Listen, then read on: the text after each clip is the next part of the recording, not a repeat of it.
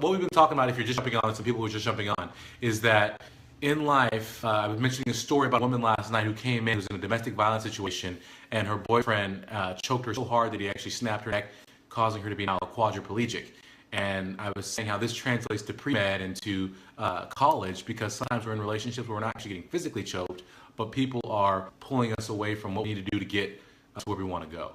And so with that being said, setting that up, we need to be aware of the two extremes of people if we're going to avoid that.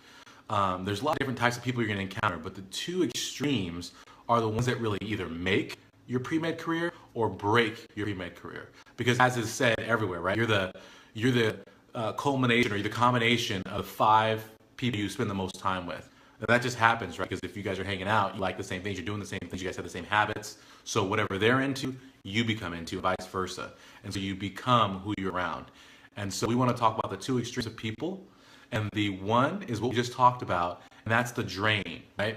That's the person who's always sucking your energy, sucking your time, sucking your resources, always has something negative to say about what you're doing, right? Never supportive, always the Debbie Downer, right? Always wah, wah, wah. You can't do that, wah, wah, wah. That person. The other type of person, right? We want to avoid that Debbie Downer. We want to find people that are instead the Energizer Bunny type people, right? And we all know it. When I say the Energizer Bunny type person, we all know what we're talking about, right? It's that person who, as soon as you see them, as soon as they walk into the room, you feel happier, right? You feel more motivated. You feel more energetic. You feel alive because that person stepped in the room, because their positivity is so infectious. They literally have an electric personality, right? So that's the person you want to surround yourself with, because those people are going to push you to do the things you need to do, right? They're going to tell you you're not doing what you need to do right now. You need to get it in gear. They're going to tell you not what you want to hear, what you need to hear, and that's what you need. You all need someone's going to be your cheerleader, right? I have a ton of cheerleaders, and I need those cheerleaders. I'm my own cheerleader, but sometimes we need to go to people and have them say, hey, listen, you are great. You are great. You are amazing. It is going to be okay, to get that extra reinforcement. So you want to have those cheerleaders and those positive people. And if you surround yourself with these positive people, what you'll find is that not only will your attitude change, but when you're in that positive attitude, that I believe attitude, and it's all good feelings and happy feelings and energetic feelings, that you will be more productive and do better, right? It's like, we all know, you wake up and you feel like you're having a bad day, and if you wake up wrong, right, your whole day can end up being messed up. Everything gets affected by your mood.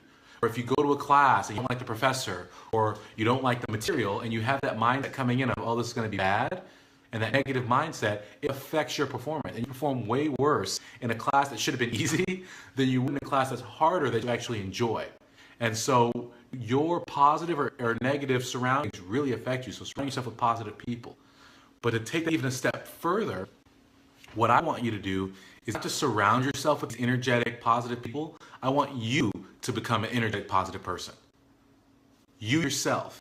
And if you do that, it yields huge dividends and can be crucial to you getting to medical school and you getting into residency and you being a successful doctor, because much of this world, as much as people hate to admit it, is networking. And if you can't network, make people feel good about you, you're going to struggle to get opportunities. And if you're an energetic, positive person, it comes in from day one. People will respond to that. You'll have more friends. People like being around energetic people, like I just mentioned. The other part of that is that, excuse me, the other part of that, thank you for the like, by the way. The other part of that is that not only will people like you more and want to be your friend, but people will actually help you and go out of their way to support your goals. Right? We all know that. If someone's a kind person and you see them as a nice person and you say, you know what, I really like them, you're more likely to go out of your way, even if it's a pain in the butt, you'll go out of your way to help them and be there for them.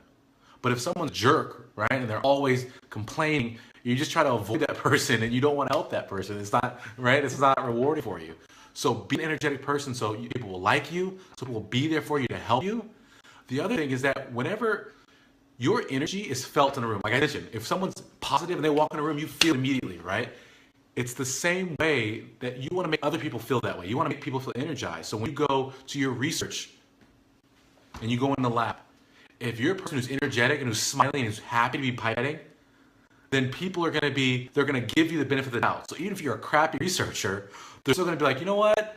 Andre showed up every day and he had a smile on his face. Even though he killed all of our mice, he at least was smiling about it. I don't know if he's a psychopath because he was killing our rats, he was happy about it, but I really appreciate that he came every day and he was smiling. And that energy is infectious. And so you'll get that benefit of the doubt and you can be a crappier researcher or crappier whatever, and people will be there for you and still give you great leisure rec. Be like, you know, Andre's the worst researcher ever, but he's got a positive attitude. He listened to everything and he was approachable. And so you should let him into medical school. So it'll yield things there. The other thing is that when it comes time for opportunities, so if you know someone, if you know a professor and you're always smiling, you're always happy, and you ask someone, hey, do you know about any summer programs? Or do you know about any opportunities to do whatever it might be? They're more likely to recommend you because they will feel, okay, they're a positive person. So if I send them to someone, they're not going to be a drain on that person. Right? That's what people are thinking about, right? So when people say, oh, you know what? Do you know anyone who is in this industry, or do you know someone you hook me up with? What's the first thing you think? It's not like, oh, okay, are they qualified? You think, is this person going to be a headache for whoever I send them to? Is that person going to hate me? Am I going to be that person who's referring this jerk to them? So it's very important that you are energetic and positive. The last part of that is not just the third person, right? So paying telephone, asking someone for something, but asking someone for something directly. So in my case, I have mentioned before that I had no doubts about medical school because I did everything I needed to do in undergrad as far as building my resume. After you get into medical school, you also have to apply to residency, and it's much more competitive because if you imagine, there's plenty of people who apply to medical school who aren't qualified, right? And so it's a wide base, let me step back, it's a wide base of the pyramid of all people applying to medical school, and then it funnels to these people who get in. And it's the elite of the elite who get into medical school. Then if you imagine all these people are applying to limited residency spots, so then it goes like this.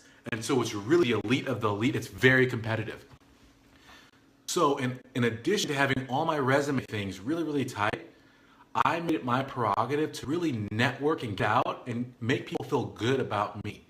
And I was at Stanford, I made lots of good connections and I talked to people. And like I said, I'm not the smartest person, but I'm a hard worker and I always come with positive attitude and people respond to that. And so when I was doing that at Stanford, it was so wonderful. When it came time for residency, people were actually making calls on my behalf to residency programs I was interested in saying, listen, you have to take this guy. He's a beacon of energy and positivity and he works hard. And people could go and say that on my behalf because I had shown that for 4 years. That I was always upbeat, I wasn't a complainer, that whatever the situation was, I was going to work it out. So that's what you want to have, people calling on your behalf.